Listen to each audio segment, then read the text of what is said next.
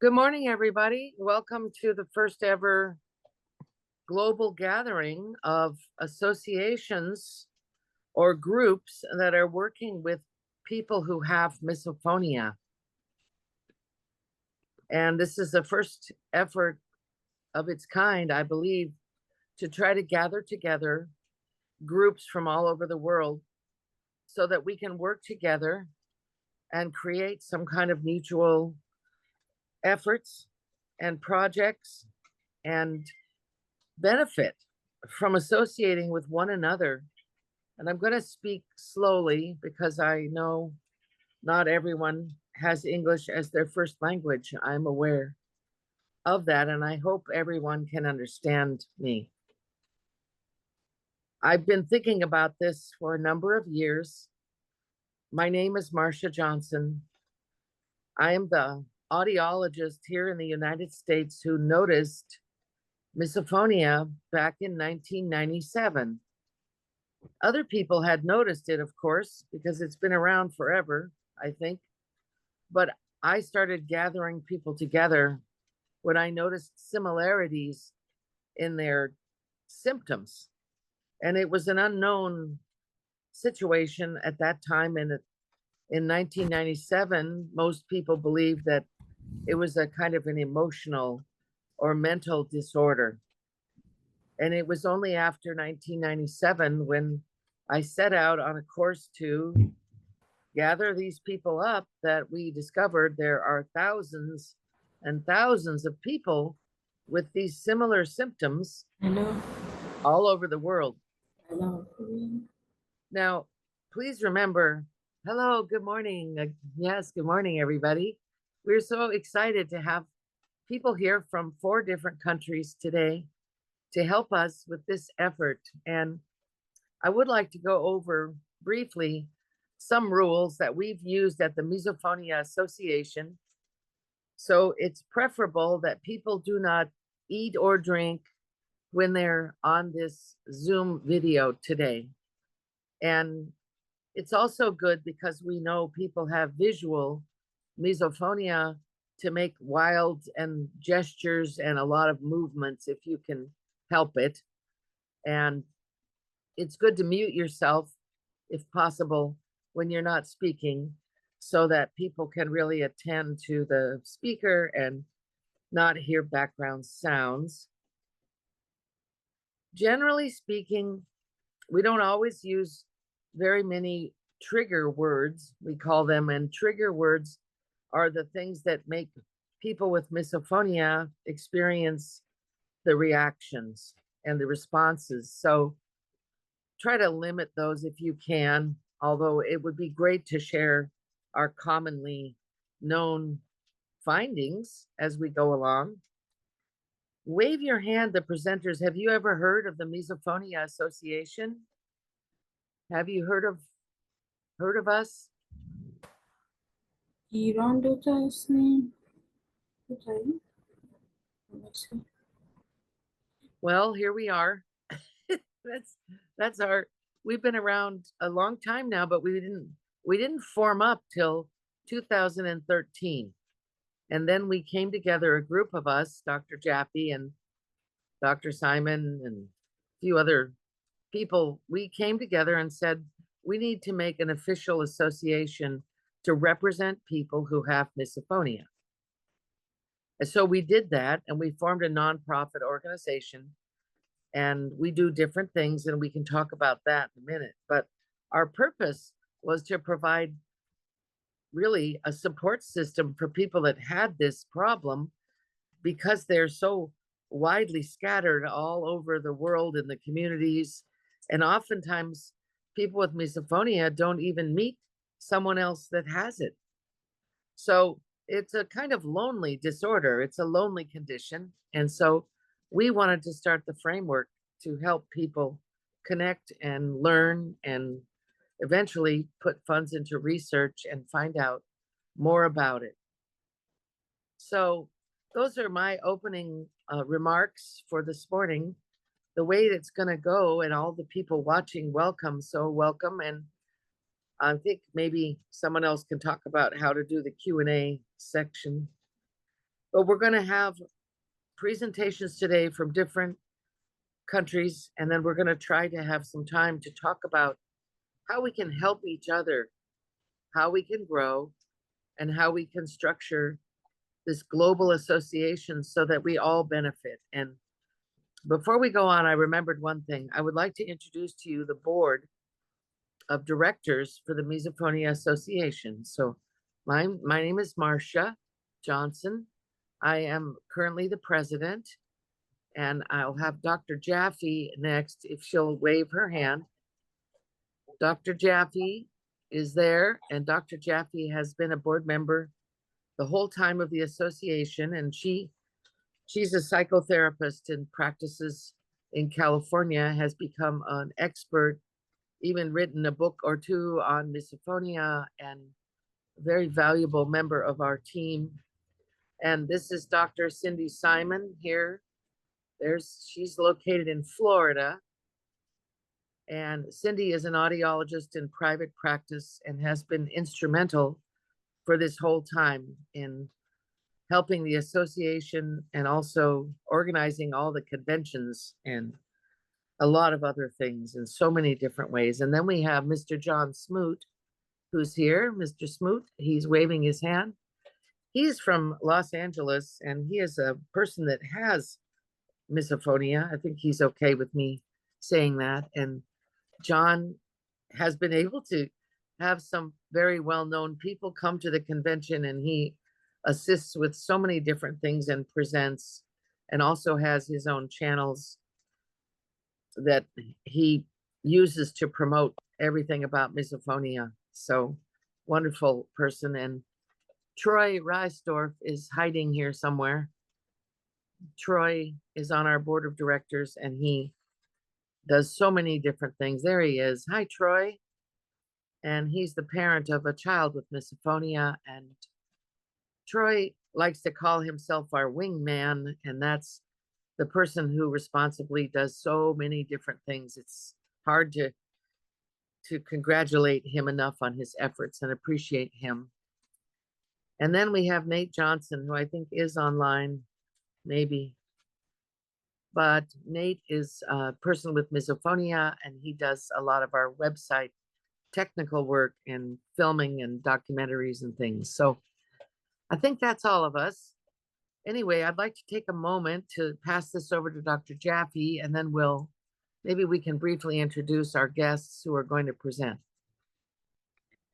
Good morning, everybody from around the world. And I see we have, it says we have 29 attendees in addition to the people who are going to speak today. So I know some of you from conventions that we've had, and it's wonderful that you were able to join us. Those of you who are hanging out in the room over there. And there's actually, Germany is there, not official, I guess.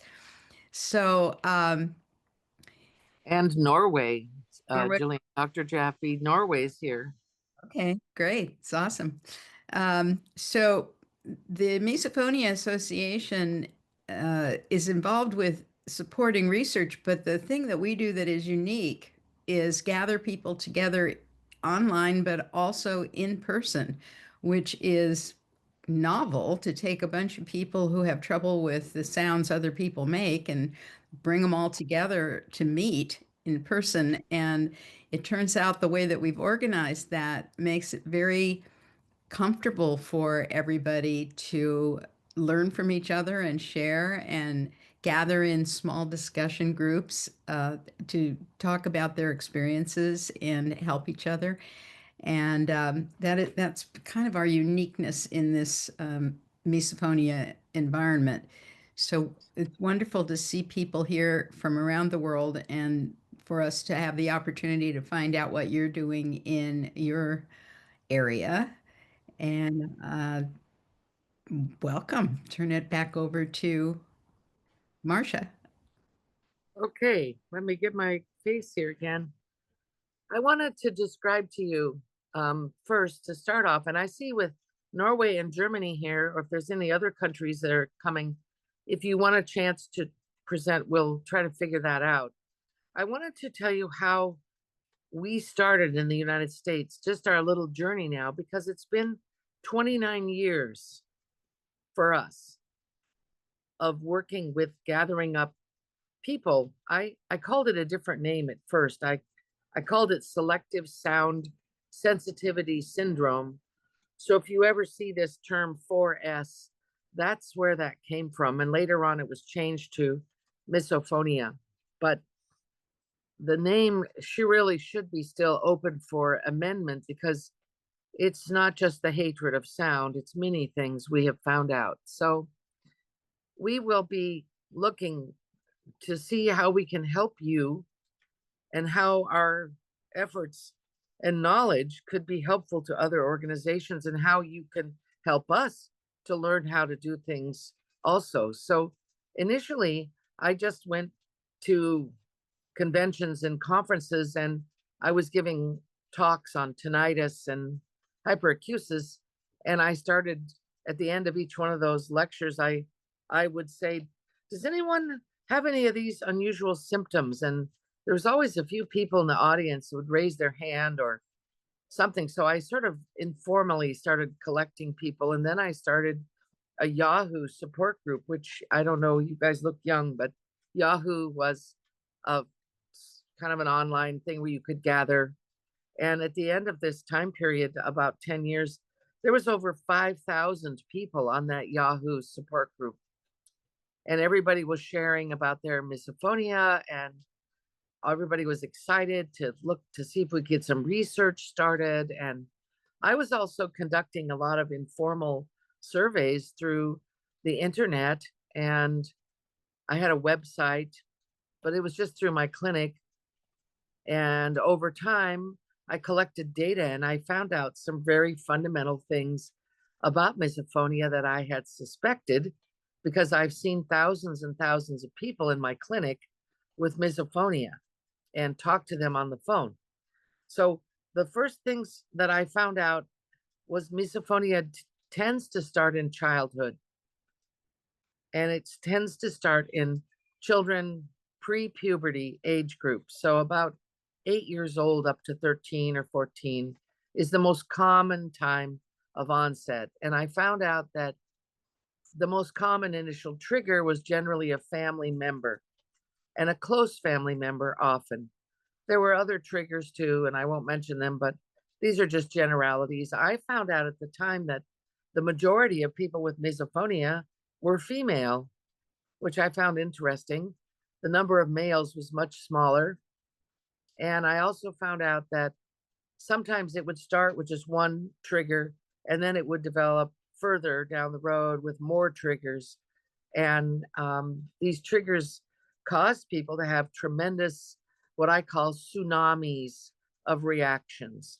And they could be in many different categories. They could fall into anger or irritation or rage, but they could also be depression or sorrow or guilt or shame. And there was a wide range of emotions. And I also found out that these individuals could just not find people to help them in the medical world. They just could not locate people who knew anything about it, who knew what they could do or what they should do. And so they were quite discouraged with things. And that's kind of what it was like in those early years. And finally, in 2013, I was inspired to just have a mini little meeting here in Portland, Oregon, and 55 people came to that first meeting. And it was such a wonderful meeting that we wanted to do it again. And then that basically what we've been doing. Now, the Misophonia Association also has set up Zoom meetings for our individuals who want to use it for support groups. There are different areas of the country. We provide them the Zoom link for free. We also put on 3 free misophonia clinics every year on this same format like this with Zoom. And we have experts come, and the experts will spend 90 minutes answering questions, doing a short presentation. It gives everybody who wants to access to people who have experience and knowledge about misophonia, and they have been very well attended. And I think that's been a really great thing. We also, back in 2017 or 18, we held the first international misophonia research symposium down in Livermore, California. And we had people from like 4 continents presenting what their initial research was. And these were just basically self-funded research projects in those days. And it was exciting to see people from Hong Kong and South America and different people at that point. Then COVID took our wind out of our sails. We've filmed the last 11 conferences, and we've put those videos of all these different experts all around the world we've invited, and they've all come except 1 or 2 on virtual or some other way. And those access to those films, that's available.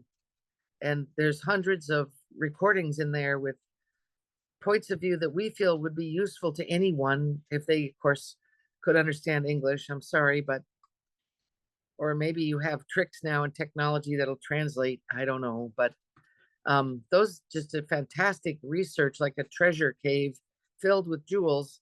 Anybody could use that. And we're also willing to put ourselves out to help get this whole global association going so we can work together. And finally, in the United States, just a few years ago, about 4 or 5 years, one single extremely wealthy family donated $10 million to research. And they set up an organization it's an organization in Chicago that handles huge research donations. And they put out requests for research, and then they accepted, I think it's been now about 40 different proposals. And the fund is now up, it went up to $15 million. And so I really want the whole world to benefit from this research.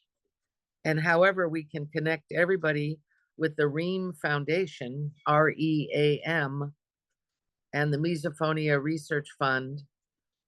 And it's very exciting time compared to 1997, when people told me that I was crazy and that this problem didn't exist. And I told them they didn't know what they were talking about, but I guess that's how things happen. Anyway, I can't read the comments right now, but I hope John is. Is there anything people are saying that we should know, John? Right now, give me just a second here. I'm getting to know this myself a little bit here.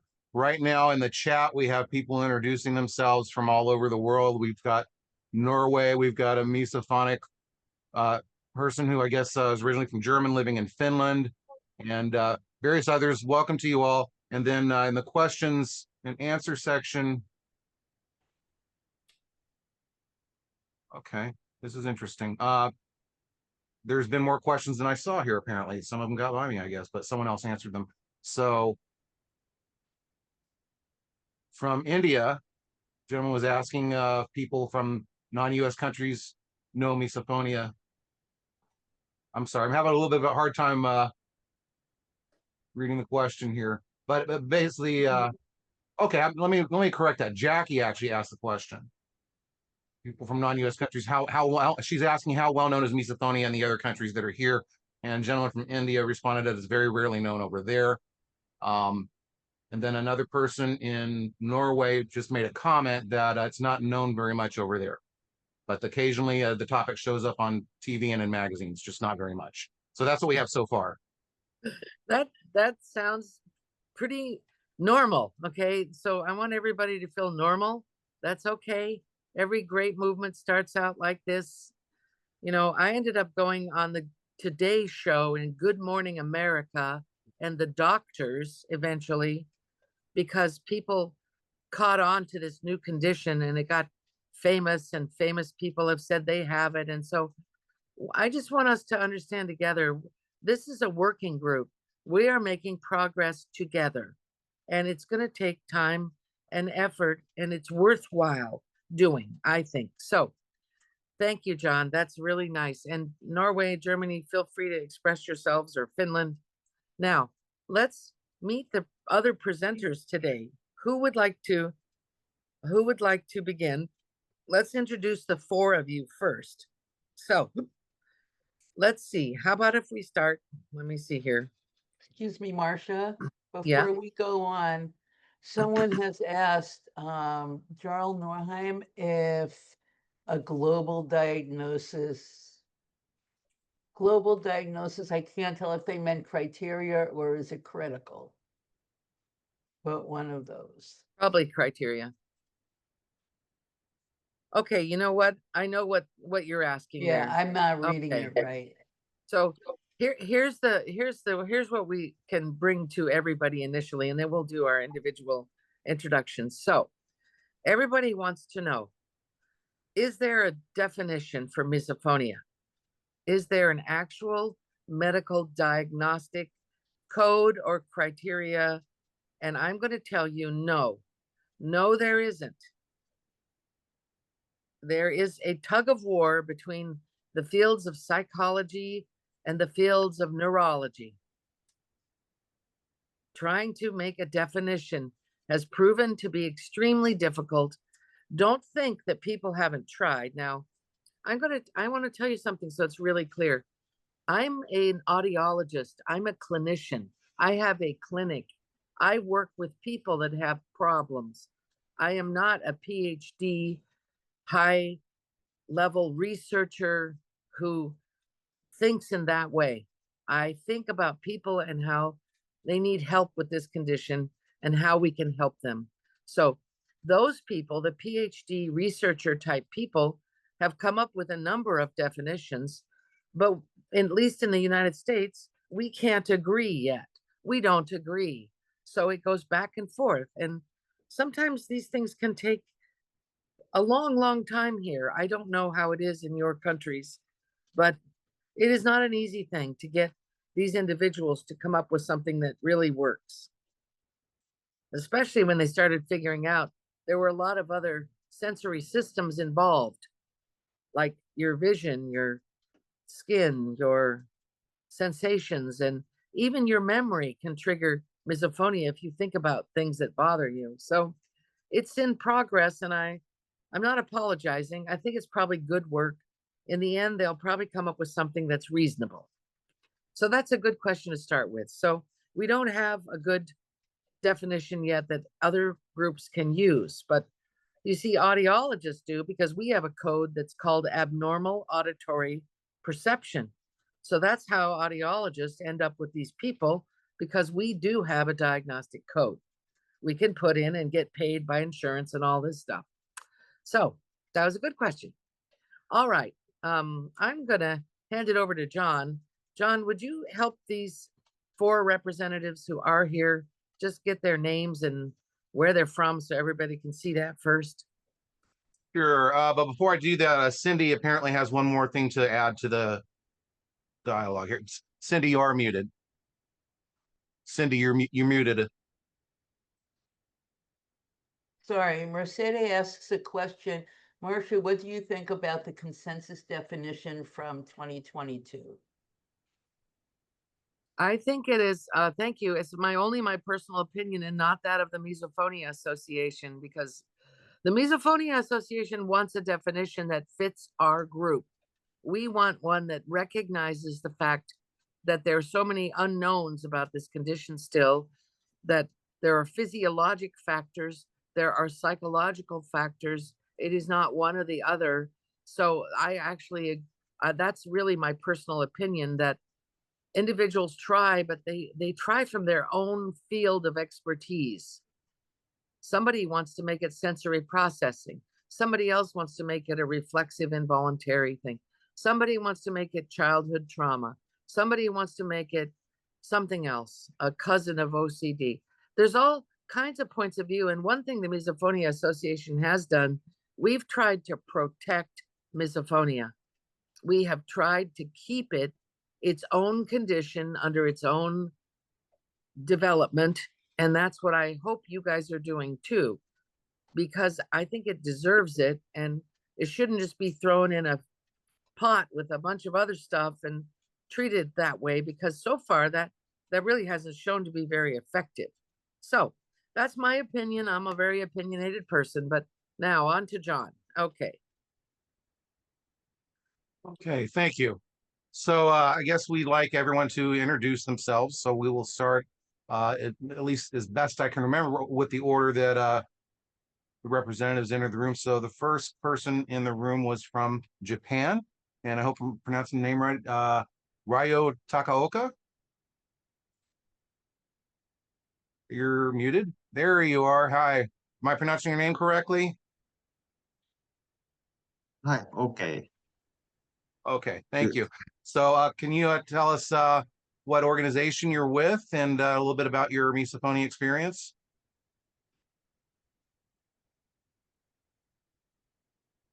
He Uh, might have a presentation, John. But first you're just introducing him. ah, Okay, sorry, my share my misunderstanding. screen? Could I share my screen? We're not yet, not yet. We're just doing introducing to everybody, then we're gonna come back to you for your presentation, okay? Sorry about that, that's my mistake. Next we have, I'm not sure if we have one or two representatives from India. It's the same profile picture on them. Pratik Nampalawar. Are you on our screen twice, or are there two people actually from India?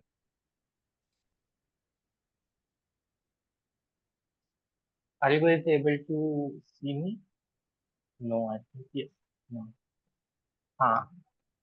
Hello everyone. I'm Pratik Nampaliwal. I run the Instagram page called Misophonia/India, and I'm the only one. Like I have joined with 2 accounts, so that's why it's showing 2 Okay, people. okay. And next we have from Iran, Nagris. I think that all I see is name Nargis, N-A-R-G, Nargis. Am I pronouncing that correctly? Maybe not. Yes, it's correct. Narges Jafari. Okay, I only see the first name, but thank you. You're welcome. Okay, and then you are also from Iran. Your name? I am Farzaneh Neshat. You can call me Fari. Ari. Okay, nice to meet you. And then from Nice to Turkey. meet you too. Hello, everyone. This is Esma from Turkey. I'm talking on the behalf of Turkey Misophonia community and happy to be with you today. Thanks a lot. Okay, thank you.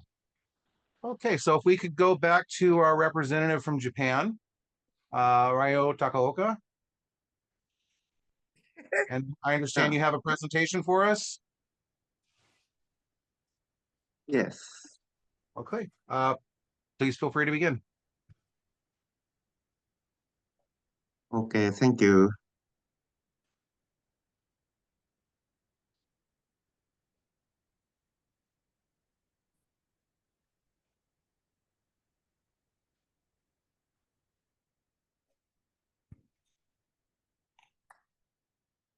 Wow, that's cool.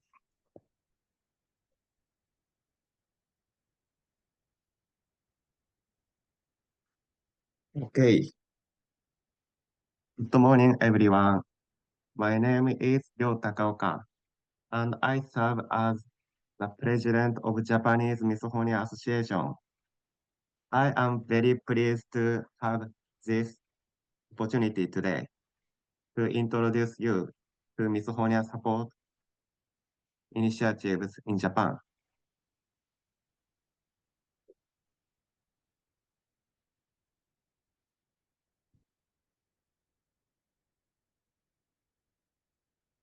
As I mentioned earlier, I am Ryo Takaoka. I'm 24 years old, and honestly, I'm not confident with my English. Sorry. And I have misophonia myself.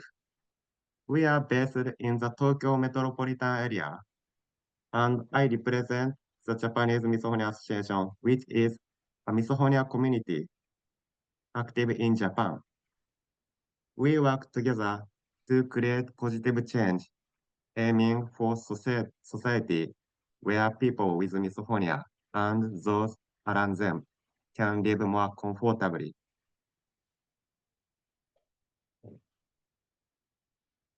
Let me introduce our visual identity.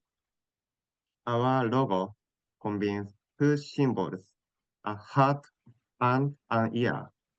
This visually represents the symptoms of misophonia in an easy to understand way for people who are unfamiliar with the condition. I would also like to introduce our official mascot. This hamster is Mimi. In Japanese, in Japanese, Oh, Mimi means ear. Mimi helps us visualize and communicate the symptoms of misophonia in warm and friendly way. Our story begins with a simple yet powerful idea. The situation that people with misophonia find themselves in can be changed by the individuals themselves.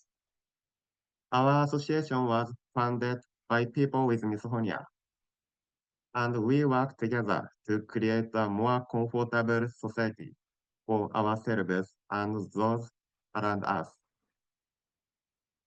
We began our activities in 2020 and officially registered as a non-profit organization in May 2025 with 30 members.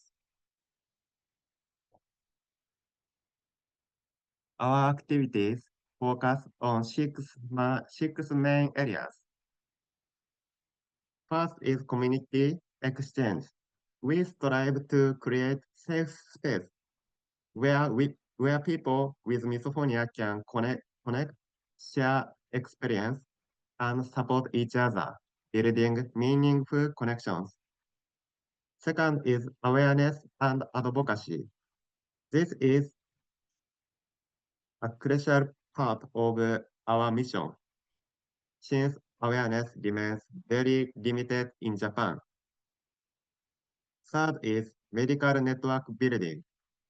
Many people with misophonia in Japan struggle to find knowledgeable medical support. Fourth is consultation support. We have been conducting online peer-to-peer chats and AI-assisted consultation support. While AI-based consultation support has many concerns, we are exploring ways to effectively utilize AI consultation in misophonia support. Fifth is international cooperation. Events like this one today are very important to us. We believe we can learn from misophonia supporters around the world and build collaborative relationships. Six is research collaboration. Currently, there is very little misophonia research in Japan. Therefore, we are working to increase misophonia research in Japan in the future. We are active on multiple platforms. You can find information about us on our website, Instagram, and X. Thank you very much for your time and attention today. I am delighted to be part of this international community working together to support people with misophonia. Together, we believe we can build a more understanding world for people with misophonia. If you would like to learn more about our activities or connect with us, please feel free to reach out. Our email address is contact@misophonia.support. As shown on the slide, we look forward to hearing from you at any time. Thank you. gosh, Very my good. goodness. Thank you. That was just incredible. Yeah, thank you for that. Thank you.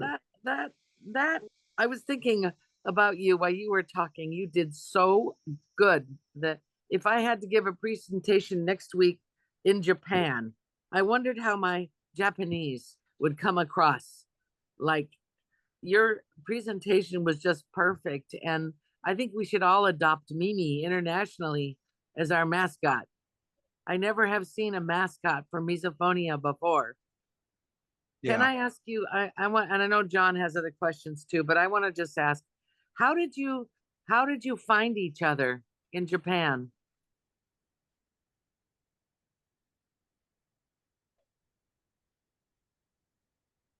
Okay.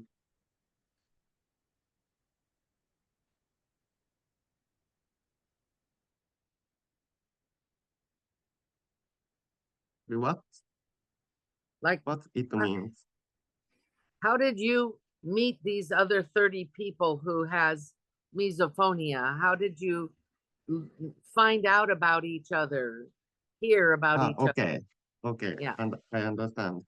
By X, SNS, Instagram, and X. Okay. The internet. Yes, internet. Okay.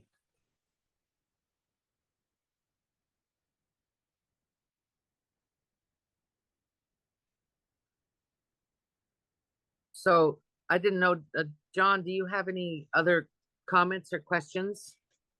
I don't see any questions in the chat. I got to be honest here. The way the Q&A, or excuse me, I'm looking at the Q&A. There's, for those of you who don't know, there's two separate screens, a chat screen and a Q&A screen. And so I think I figured out why some of the questions are getting by me is because other people on the board are answering them, which, by the way, thank you for doing that. I'm glad they're getting answered. But I just wanted to say, I really like your logo, the ear and the heart, and also your mascot. If anyone has any questions, just put them in the Q&A right now while I'm looking at it live, and I'll try to throw them out there to Mr. Takaoka here. Okay, I guess maybe some questions will come around a little bit later. Did you have something else that you wanted to add?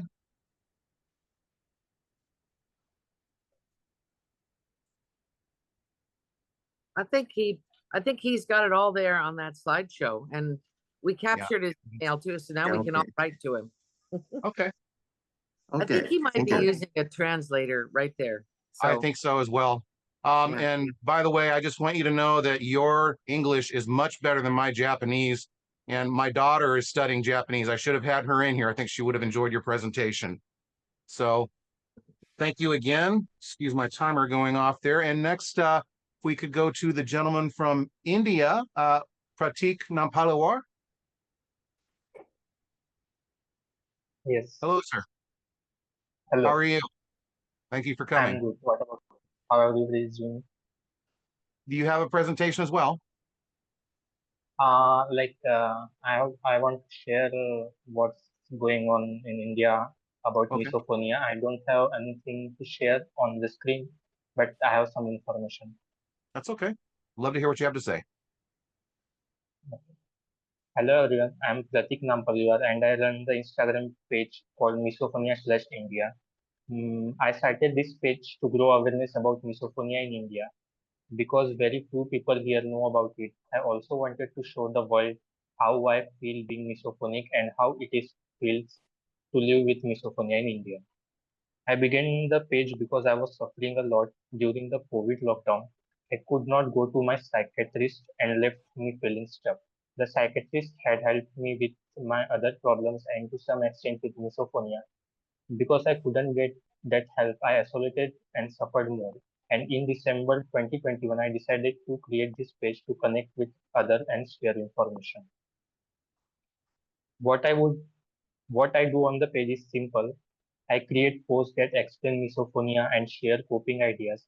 I try to reach Indian audience and sometimes I make posts in local languages, but most of posts are in English, so I can reach people across India's many languages. I also respond to DMs and try to give practical and short advice where I can. I do all of this alone. It can be hard, but the work matters. I'm trying and excited to do more, but I don't have people with same interests or other people with misophonia who can work with me. So I cannot do much alone. After World Misophonia Day, the page grew a lot. More than a half of my current followers joined then. I was very active with posts and stories during the period of Misophonia Day, and the community was engaged. Since that the time, my posting has slowed, so reach dropped, but the page continues to grow slowly. Being misophonic in India can be especially difficult. India is one of the most populous country in the world, and even remote or less visited places often have many people. That increases the chance of encountering trigger sounds when someone goes outside without headphones. Because headphones cannot be worn everywhere, for example, while driving or in some social situations, people with misophonia often rely on white noise or other strategies to cope. Low public awareness about the sound sensitivity and misophonia. Um, sensitivity and misophonia means using headphones is sometimes seen as rude, which which increase isolation and makes everyday activities like family meals, commu- communicating, and focusing at work more stressful. Right now in India, awareness and services for misophonia are still emerging. That there is growing interest, some media coverage, and some small field groups and pages like mine are helping people find each other. But formal recognition, national guidance, and widespread clinical pathways are limited. Most people rely on audiology, psychiatry, or other mental health clinics where they exist, and many clinicals are continuing to learn about misophonia. There is a strong and continuing research activity in India. All Indian Institute of Speech and Hearing (AIISH) Mysore is an important center where clinicals and researchers are actively studying misophonia and related sound sensitivity conditions. Dr. Prashant Prabhu and colleagues have been involved in clinical and academic work looking at prevalence, audiology, characteristics, assessment methods. 1 minute, sorry.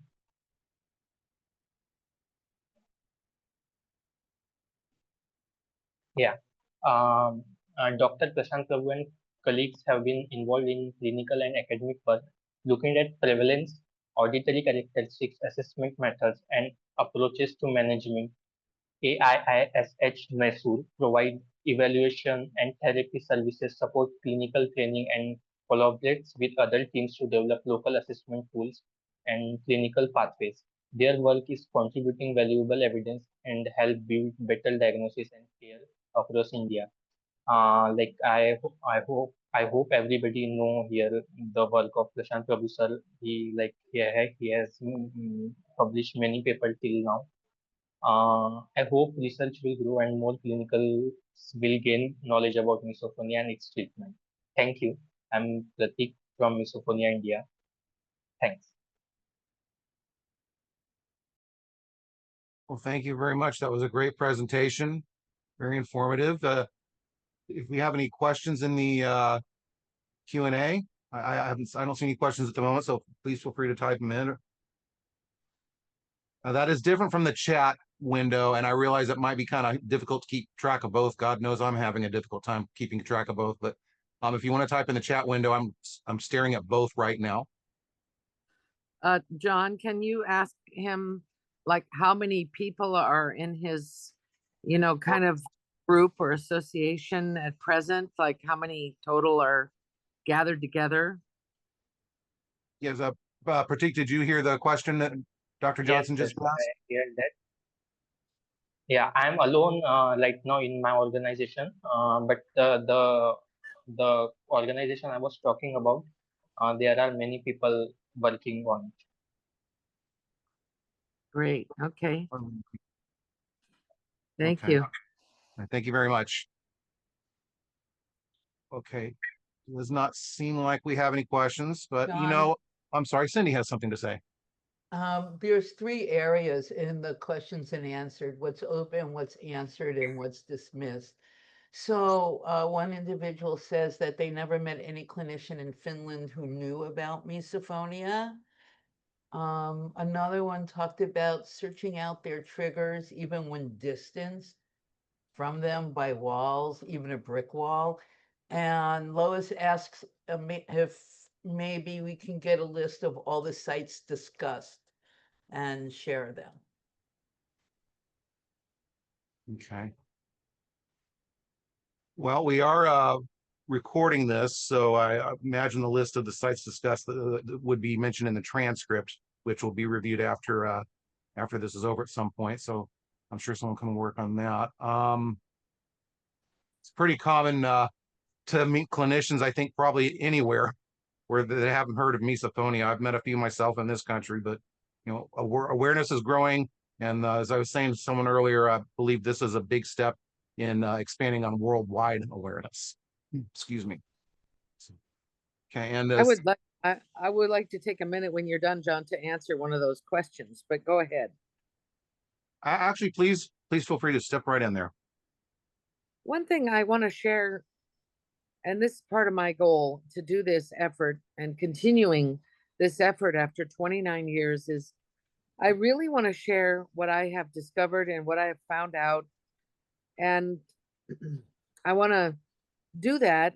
I turned 70 this summer, so I feel like I'm really on the edge of getting old, being truly old. So I have this rising desire to try to share with the misophonia world what I have found out, basically. And I'm going to try to hold this iPad still. I get a little excited, then it moves around. But I want to talk to you about an article I wrote recently called Sound Prints. And I think that's on the Misophonia Association Facebook page. And I'm hoping to get it put into the website. And it's a theory I have developed over 30 years here on why the brains of the mesophone literally go looking and hunting for certain sounds or noises, and how that works physiologically speaking. And I hope you'll have a chance to read that and see what you think. It's not particularly long. It's just something that I believe based on my research on brain science and neurology and our sensory processing and our perceptions.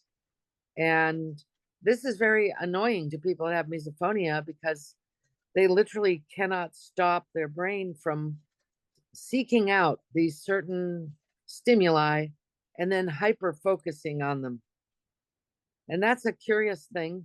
And I found out recently that there's an ocular condition that is similar to that phenomena where there's a condition, I can't remember the name of it right now, but your eyes will seek out something and focus in and almost telescope that item like under a magnifying glass. And it's a known condition. Even children can be diagnosed with it. And so I think our sensory systems are set up in some way that perhaps as a survival mechanism, of course, if you can hone in on something creeping up behind you to eat you, you might live. So there might be positive value in that. But when you have misophonia, that effect can be very disturbing. And it's certainly that kind of information we could work together globally to help each other with articles or comments or meetings or Zoom things or webinars, and we can expand our capacity to share what we know. Sorry for the long-winded response, but it's hard to put it in just a couple of words, okay? It's a great question. I just want to share. I can relate to that question as well about the searching out the triggers. Obviously, since I have misophonia, I think we have, and this I'm just going to use descriptions that I'm familiar with. They may not be the best descriptions, but I think that person with misophonia has kind of a passive radar that's always on. So I don't intentionally seek out triggers, but I'll hear a noise and suddenly that passive radar becomes active radar automatically. And I'm like a dog who just heard a disturbance in the house. And what was that? What was that? What was that? Now I'm looking for it and hopefully it goes away. So I hadn't really thought about it that much until I saw that question earlier. That was our, excuse me, the comment earlier. That was a very good thing to bring up. Without further ado now, why don't we move over to Iran? And Nargis and what was it, Ferry? Do you both have presentations? Nargis? I'm probably pronouncing that all wrong. Nargis, do you have something you'd like to present? No, Narges is actually the founder, Dr. Jafari. Narges Jafari is the founder of Misophonia in Iran.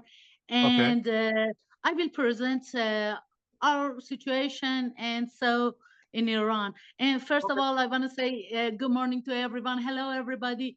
And I'm so honored to represent Misophonia Iran. And I am speaking on behalf of the founder, Dr. Jafari, who is here with us today, obviously. And about Misophonia Iran, it's an online initiative based in Iran. Our goal is to raise awareness, share reliable information in Persian, in our language, Farsi, and support individuals and their families affected by misophonia. Our project started more than 12 years ago, and it was started with a simple blog. At that time, there was almost no information about misophonia in Persian. Very quickly after we started, people left comments say, "Oh, I have the same symptom," or "For the first time, I know what I have," and or "This is the first time I heard that it's kind of condition." And about 10 years ago, Dr. Jafari, the founder, created the Instagram page, which became a safe space where people could share experiences and feel less alone. Later, a website was launched and became very popular. Unfortunately, due to technical problems, it was lost. But recently, a new domain has been created, and we are adding posts again, where you can find reliable information about Iran and about misophonia and resources about this. And over the years, the project has not been only reached individuals, but also inspired researchers. At the moment, at least 2 PhD candidates in Iran chose misophonia as the subject of their doctoral dissertation thesis. And it was just after they found our page online.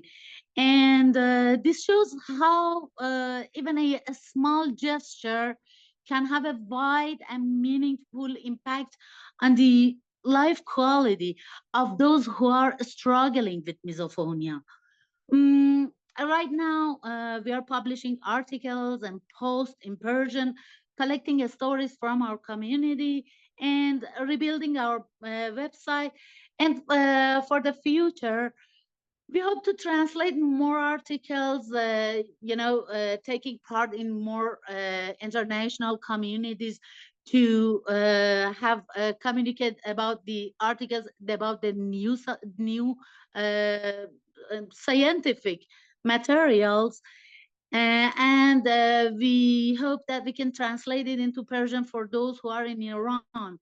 Right now, we have 3,000 follower on Instagram, and we hope that these materials can help them, help the individuals who are struggling with misophonia and the families to help and support their loved ones.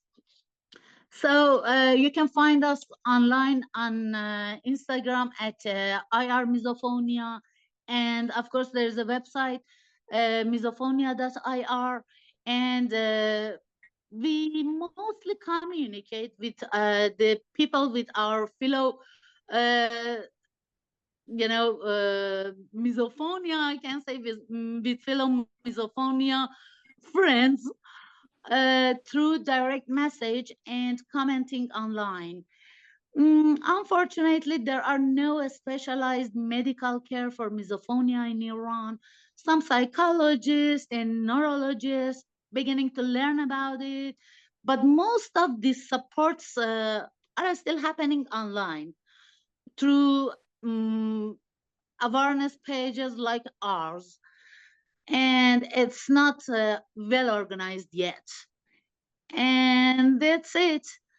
And let me thank you again for this opportunity. We are very grateful to join this international gathering to learn from all of you and to share the voice of Persian speaking people who live with misophonia. Thank you. Good job. Yeah, great. Thank you very much.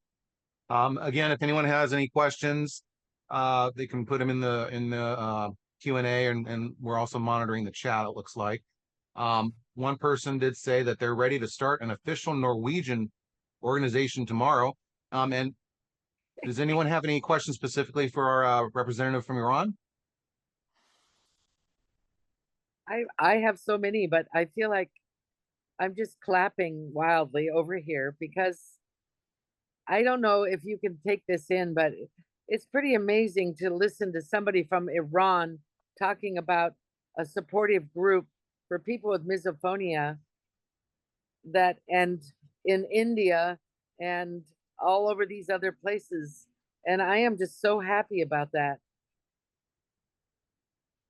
And Ferry, is that right, Ferry? While I'm not seeing any questions, I am seeing a lot of people praising you in the chat for doing such a wonderful presentation. Thank So you. Thank you so much. You know, it's very encouraging that hear from you, that being here with you, and to know that out there there's a support for us. Because as you mentioned before, misophonia is in a way that it's not kind of illness. Also, it's not a normal situation. It's a condition, and it's very hard to get along with. So most of the people with misophonia feel lonely. And when we hear that you support us, it means a lot. Thank you. Thank you so much. Oh, wow. Oh, my gosh. That's just amazing. If I can hone in on it here, again, my Zoom skills are surprisingly lacking considering I use it several times a month. Someone just raised their hand, I think had a question, but I can't seem to find them. If you still have your question, would you like to raise your hand again? I'm not sure who you are. And I would just also like to point out, I don't know if everybody can hear this, but Zoom has a particular noise whenever someone raises their hands. It's just, for me as a mesophone, it's every time I hear it, I feel my eyes twitch. So I apologize if anyone else is hearing that. I don't see any hands going up. Okay, well, thank you again, Ferry. It was great to hear from you. Thank you for being here. And next we go to Turkey. Excuse me, John, before we go on, there are 2 comments in the questions and answers. You may Okay. want to check. Well, I did address the Norwegian, Yeah. but they are asking if there's a place where they can find each other internationally, or is there an international organization? Well, I think we're kind of working toward an international organization right now. I Yes, don't. we're making Right. one right now.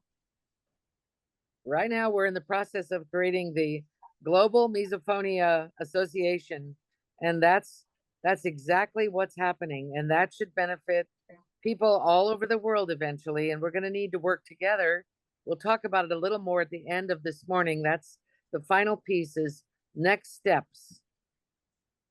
Excuse me, Marcia. I'd like to say global misophonia collaboration, which I think It might have is already been really used. what we're going to do. I think that has already been taken, but it's okay. We'll figure it out today. Okay. And there was one more question here. Do you want to do it, John? Or you Go want ahead me? and go ahead and read it, Cindy. The question is, what's the best source to get more information on misophonia on the internet? There are several, and one of them is the Misophonia Association website, of course. And there are also several pages on Facebook that are dedicated to it. If you want to, I can't really give you a list myself right now off the top of my head. But I can tell you, if you Google search on names like Tom Dozier, you'll find some information, or even the people in this room, Jalen Jaffe, Marsha Johnson, Cindy Simon. They all at some point have contributed something that is online that has been very useful. I find various articles that I read sometimes, and they're all well intentioned. I don't think any of them give really bad information, though I do take issue with some of the things I read. But there is all kinds of information out there. If you just do the simple basic Google search on the word misophonia, or even selective sound sensitivity. Sometimes I just type 4S and I get all kinds of misophonia results, as Dr. Johnson was talking about earlier. I would like to respond to that question because it's a very important one. Because, for example, if you look at the American Heart Association, you can get all sorts of information from there, or WebMD or Wikipedia. And this is information that is known, and so it's factual. It's a kind of this is what we have discovered and what everybody kind of agrees on. If you have a mitral valve prolapse, it's a well-known condition. There's objective data. There's a definition. There's procedures to do something about it. But misophonia is not there yet. That's the problem. What's the best source of information about misophonia depends on who is writing the material, who it is. It's a lot of information that's colored by the point of view of the person, the author, and their field and their belief system, because right now it's a wide open speculative field. So you're going to hear a lot of people with very authoritative opinions telling you very specifically, I know what this is all about. Let me tell you. And this is what is most available on the internet. And that's why people are so confused who have misophonia, because they go to this site and it's like, oh, it's okay. It's probably that. Oh, no, wait, it's another situation. Maybe it's that. And I tell you, I have worked very hard for 29 years to try to keep the Misophonia Association in what we call a position of Switzerland in our world. Switzerland means you're neutral. You're not taking sides. You're not going to endorse and embrace one person's idea because we don't have enough data. We haven't gathered enough information, honestly. And this is what we're in the middle of right now. It's like we're on a raft on a river with a lot of rapids, and we're all just rowing like mad to get down the river. And that's what it feels like. And you say, well, who's the expert here? And I'm like, just keep rowing. We'll find out down there. Let's just keep going. Keep positive. Don't get, taken in by somebody's opinion that this is related to some aliens that live in your head or something. Okay.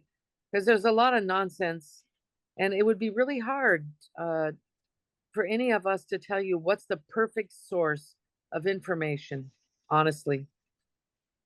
I don't want to discourage you with that, but you can't imagine what it's compared to 29 years ago when there was one case in the literature from Australia and the person was deemed to be hysterical. That's how far we've come, but I wish I had a better answer. I hope I live long enough to see that answer happen. Okay, I want to see all of us work together to make misophonia illuminated and revealed and objectively understood somehow. Do you agree with me? Absolutely. Yeah. But that's what we're going to do with our group here. We're going to make this so global that everybody has to understand that it's a problem and that we're working on it. And then we're going to make our little findings and bring our little nuts to our squirrel house. And we're going to say, here's what we know. And then we're going to share it. And people that have this condition will feel hopeful. That's my soapbox. Sorry. Well, before we go to Turkey, and I do appreciate your patience, Turkey. We do have a raised hand. Mercedes Afranian would like to speak, so I'm going to hope this button works here. I'm going to hit it and let her make her comment or question. Hi, Mercedes. She should probably introduce herself. Hi, everyone. Can you hear me? Fine. Yes, ma'am. Please introduce yourself for Yeah, those sure. who aren't familiar with you. Sure. My name is Mercedes Efron, and I'm a neuroscientist. I've been researching misophonia for almost a decade. And I would, first of all, I'm very excited that I see a bunch of people from Iran, from my country. And I wanted to basically ask if it's possible to share all these community platforms as well as the article that Marsha was earlier talking about in the chat, so we can have a read and see other opinions in the field.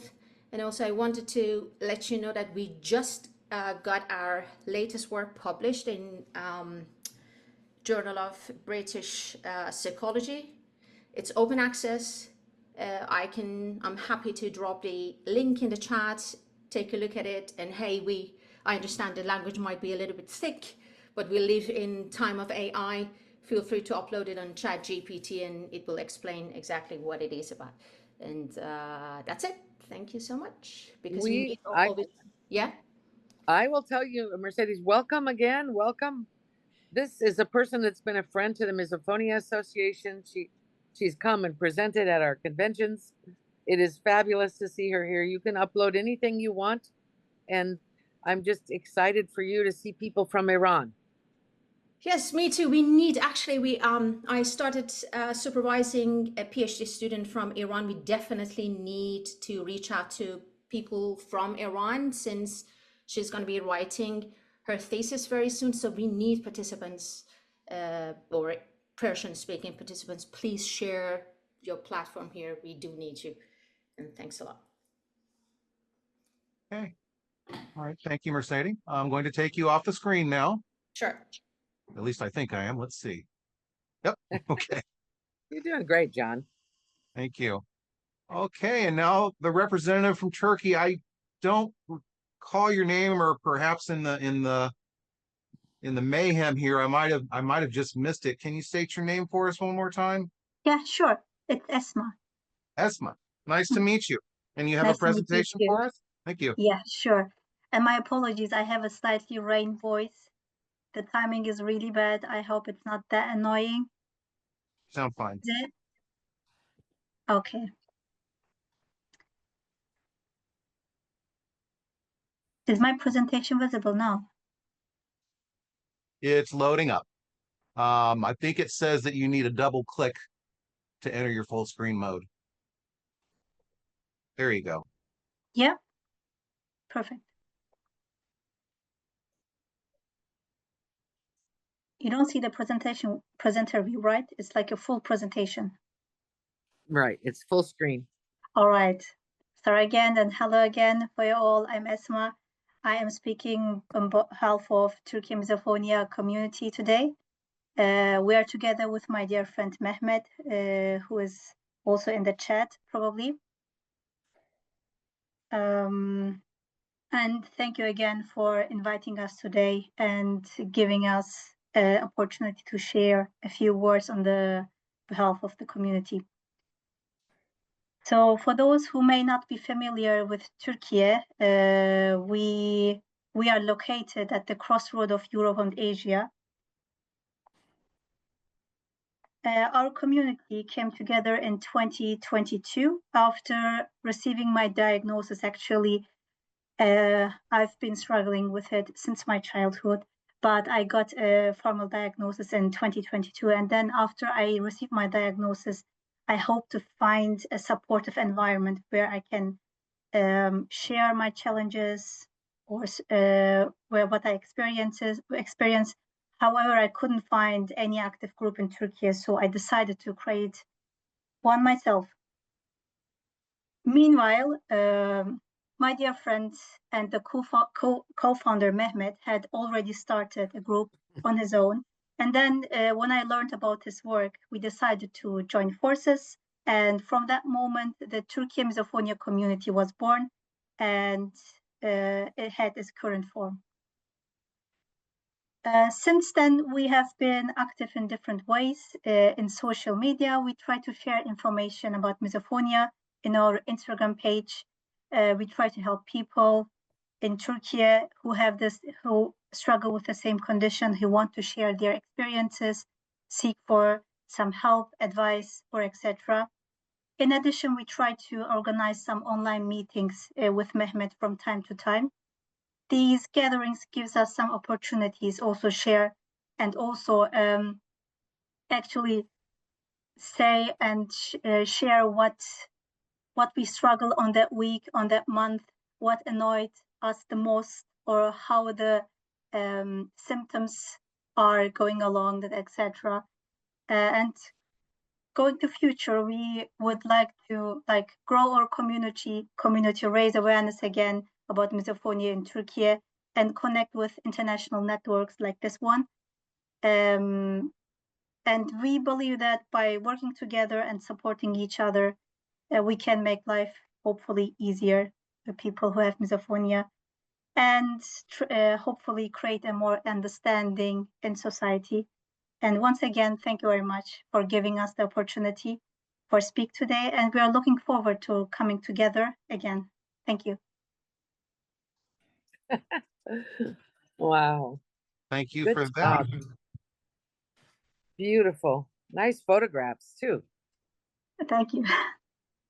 I have to tell you something. I'm mad about Turkey of food.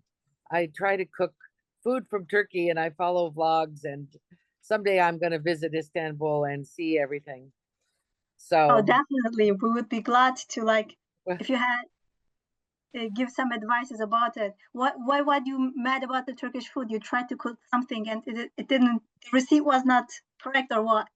no, it was just during COVID and I had to stay home from work, and I follow food and travel with this woman from Turkey, and maybe someday I'll come to Turkey and I'll meet with your association too. So your group, wouldn't that be fun? We would love to do that. Meeting in different countries, coming together, discussing in person. That will be amazing, really. Linguistically, I think Marcia said that she's mad about Turkish food, and it doesn't mean angry. She means she just loves it and she's crazy about it. That she I uses see. Oh, I see. Oh yeah, that's true. Yes, I'm madly in love with it. Madly in love. I see. Oh, Not mad. That's a good point. So yeah, that's lovely to hear. We would love to host you in Turkey and Istanbul, especially where the food is really amazing. I would like to know if you could give an example, if you could say, in your own experience, how did misophonia affect you growing up, and when did you know, and what was the result of this condition on your life? Myself, I feel like my very earlier memories about getting annoyed from voices goes back about year 8 or something like this. So I was really, really young. And then after that, during my student times, I felt like when I had stress more, the symptoms are getting worse. Or if I feel uncomfortable, anxious about something, or if I'm overthinking something, the symptoms are getting worse. So over the years, now I am a PhD student. I'm still in academia. I'm also trying to keeping up with the current research about misophonia. My topic is not misophonia. I'm on bioengineering actually. But and my PhD life as a student is stressful. So my symptoms are getting worse. So that's what I have currently. And also what's discussed in the previously and also in the chat about misokinesia. I think I've got that too. So I've got both. And also my friend Mehmet, he has similar symptoms like me. So I'm so happy to be coming together with you all and sharing our experiences, our problems, and how to cope with them. Because recently what we have done with Mehmet, we tried to discuss about the earplugs, the best quality earplugs that you can use, or etc. stuff, how you can cope with the difficulties. So previously we didn't have that. When I was younger, when I was in my university times, we didn't have that. So it's really good and a very good opportunity, even when you have someone to talk about this. So it's very important what you are doing in your organization, and we really appreciate that. So thank you very much. Okay, well, thank you. And forgive me if I look distracted. We're actually typing secret messages on our phones to each other while people are talking. So, oh, did I just let the cat out of the bag on that one? I don't see any new questions, but there's Jaylene, Dr. Jaffe. I have a comment to the lovely lady from Turkey. While you were sharing your information of what your group is doing, you mentioned that when your group gets together, you're talking about what triggers you had that week and so forth. I've noticed people with misophonia have this tendency to gather up new triggers when they hear about them. It's like, oh, I never thought of that before. And then their system starts noticing whatever that is. So it might be a good idea to not talk about triggers so much, but talk more about solutions or coping or, good things that have happened so that you don't end up, going to the market and taking more and more triggers off the shelf. That's actually a very good point, because just recently when we had our last meeting with Mehmet, so I was talking about something that triggered me, and then he said, you know what, I never thought about that, and then he started to focus on that. So it's somehow a advantage and disadvantage together. So yeah, that's a very good point, actually. You're right. We joke that it's contagious. I mean, it's so that's why when we have meetings or when we're doing things online, we usually either say don't mention triggers or put great big letters trigger alert so people will know maybe I shouldn't read this thing because I might be getting, something new here that I didn't have yesterday. Those are good. That's a very good point. So that is something that we can do in our next meeting. So you avoid the triggers or you warn the triggers, right? Yeah. Yes. Okay. These are absolutely fascinating presentations. I can't thank the people who came today enough. I want to talk to you just for a minute about, we started out just kind of like you're all starting out, and now we have 16,000 people that follow us on Facebook, and then we have 100,000 people that visit our website. And so these things can grow, and I want to grow together with all of you. I want us to grow together, and we do want to help you. And we've had up to over 200 people attend an annual meeting in Florida, for example, or Chicago, or Las Vegas, or these other places. We're going to Texas. We move our meeting around every year around the country, and we've had some virtual meetings too. And we've had up to 300 people attend a free Zoom session like this one and meet and hear from people. And I want to encourage you, because maybe you have only 4 people in Norway, but you could have 4,000, or we know there's a lot of people in the world with this disorder. And I wanted to mention to this group, we have been in contact with many different countries. I think there are some people here today who are not presenting, but we've talked about Germany and Norway, but also Chile, Puerto Rico, Malta, New Zealand, Australia, Israel. I mean, I can't even remember them all. There are many, many countries, and we need to get these people together in an organization that we can all have a meeting once or twice a year or more or whatever. And we need to share resources and help. And do you all agree with that?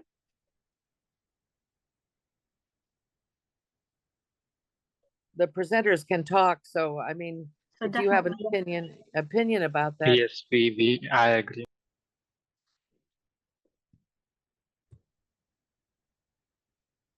I mean, my concern is that 8-year-old child. So this is this woman describing herself, which is the typical story, and how that child deals with this sudden onset of a condition that nobody understands, nobody recognizes. That there's a strong suspicion that most people with misophonia have higher IQs. They are smarter people in general. And I'm pretty sure we know that. And the fact is, they're intelligent, even in 8, and they're like, what has happened to my life? And then they have to deal with that all on their own because the doctor doesn't know what's the matter. The psychologist, people don't understand it, and they generally think it's a behavior issue. So then they treat you like you're naughty or you're sensitive or you're something else. And so we are trying to eradicate that problem with our work together. And I think that if we work together, we can get these other organizations around the world and we can help strengthen you, or you can strengthen you. We don't have to help you. We'll just be here to be your friend as we strengthen ourselves too. Do you, that's the way I want to approach this. Do you agree with that? No, they agree with that actually, and find it very valuable, and looking forward to be a part of this in terms of Turkey Misophonia community, and we are happy to help and support in any way we can do. Well, and you look young, most of you, so you probably know how to use technology. I saw all your QR codes. My generation had a rotary phone. Okay, so we're like, we could hardly get this meeting started. Anyway, I'm just saying that we're looking forward to the partnership, and that's I'm gonna check the time now. What time is it? It is 10:22. So we still have 8 minutes, and I'll be quiet and let other people talk, but I am just so happy you have made every minute of this day a beautiful time for me. Through the secret messages I was talking about earlier, I understand there might be 2 new questions in the Q&A that I can't see for some reason. So if anyone else can see them and address them, I'd appreciate that. And I do see Cindy Simon raising her hand. All right, it was in the chat, not Q&A. Ah, Both are different. So one yes. person said, as a patient with symptoms, not knowing where to even begin for local help, other than a provider wanting to change SSRIs. Does one start with PCP, neuroaudiologist, imaging, or travel out of state to a specialist? I'm in North Florida. I would probably say, and I am in South Florida, that you can look up provider groups, and a multidisciplinary approach is likely the best way to go. Anyone else want to answer that? And there's one other person. Well, before you go on, Cindy, what exactly was the question? People wanted to know where you could go for diagnosis or imaging? Who to start with? Who should she go to? Does she go for imaging? Does she go for neurology, imaging. audiology? There is no imaging for misophonia at this point. There is none. That doesn't exist yet. But I mean, your brain is going to look perfectly healthy and wonderful. I don't know. I suggest a combination of psychology and some hearing science person that might understand misophonia that I don't know what exists in other countries, because it's not hearing loss and it's not the conditions that they normally work with. You'd have to find somebody up to speed, and that's hard. The next question that was there was, are there any studies on medical herbs like cannabis and misophonia in any countries? And I believe we even had someone talk about that back in Denver, right, Marcia? Yeah, could you repeat that for me? Are there any studies on medical herbs like cannabis and misophonia in any country? Oh yeah. No, I don't know about that. That's got to be Jarl. There should be, and there's certainly some work going on with ketamine and propofol, and I don't know about other countries. We can try to help you find that out.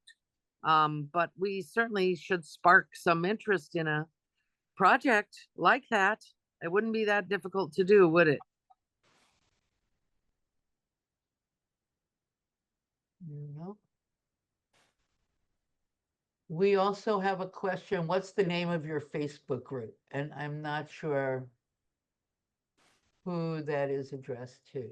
Oh, well, it's just the Misophonia Association. That's our Facebook group. I mean, Facebook is kind of passing out of time. It's like the redwoods of the dinosaurs. It's still useful, but there are other venues that I see you guys using. Instagram, we're trying. I mean, for goodness sakes, TikTok, X. I mean, Reddit has something. I tried to do Reddit a little bit, but there were like 49,000 people, and you just honestly, you drown in material, and I don't know how anybody can do that and have a life too. Not sure about that, but I don't know what's available. What I'd really like to find out in the next few months with all of you and pull together is what happens to an 8-year-old child in your country that develops misophonia? That's my question. What happens to them now? That's what we need to start with, because you guys are grown up and you're in a different phase. But what happens in Japan?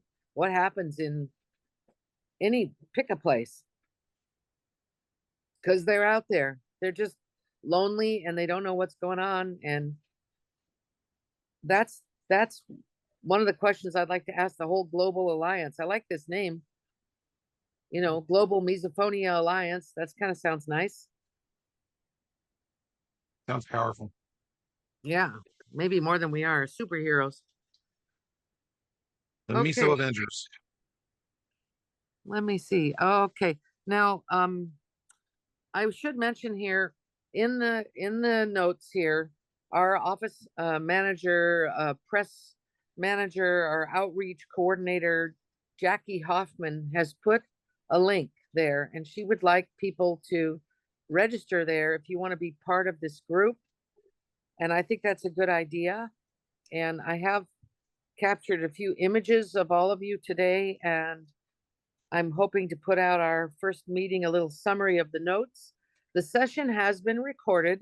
It will be available. We will post it on our website, and we'll post it on I wish we could edit it a little bit, but I don't know how to do that. But we'll post it on our Facebook page. Maybe Jackie knows how to do that. And then you can look back and see it again. And I don't know. I'm looking forward to the next step. And I think the next step might be, before we go, when should we have another meeting? And what do you feel, the four of you, what do you think the next steps should be? And if you don't want to say it, you can write it in the chat. But if you want to comment on what do you think we should do next?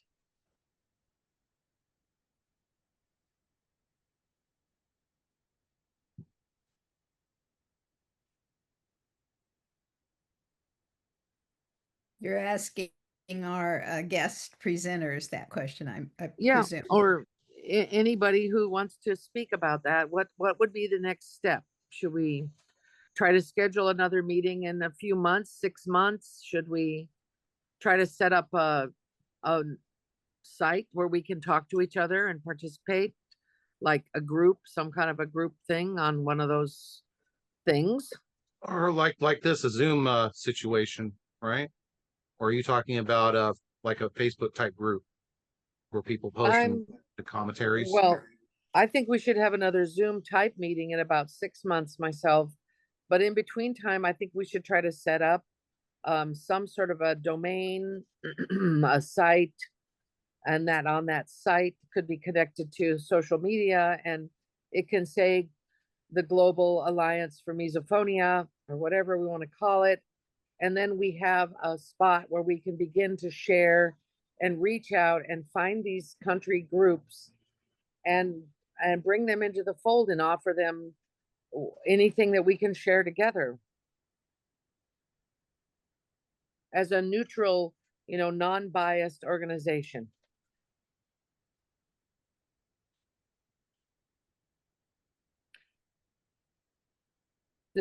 Do any of the presenters have any comment on that idea?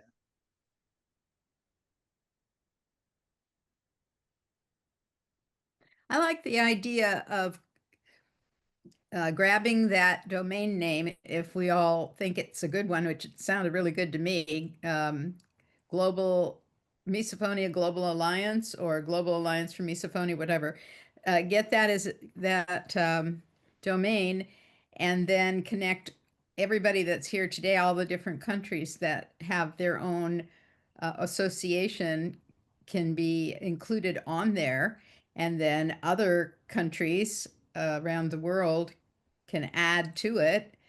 There are some suggestions in the chat that have come up since this conversation started about what to do, what should be on there, and what kinds of information people are interested in. Several different I suggestions. see that. Yeah, I see that. Yeah. So you can always contact us. You have our mesoassociation@gmail.com.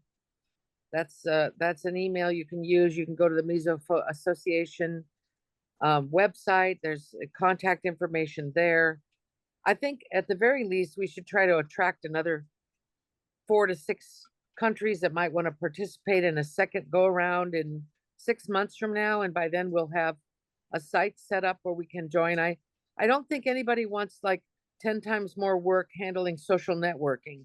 That's not the purpose, but the purpose would be like maybe we could do a big outreach on World Misophonia Day, or we could do a big promotion for a site that where you can find out the latest research. And these are things that would help all of us. And so many people have access to the internet, so I don't think it would be that hard to do. So those are just some suggestions.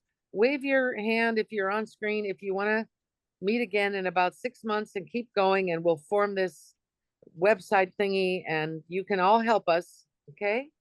All right. Everybody's waving their hands except the 2 little white figures. We're getting a lot of waves too in the Okay. participant window. Okay, well, listen, thank you for coming today. We love you to pieces. Just hang in there. Don't give up. It'll get better.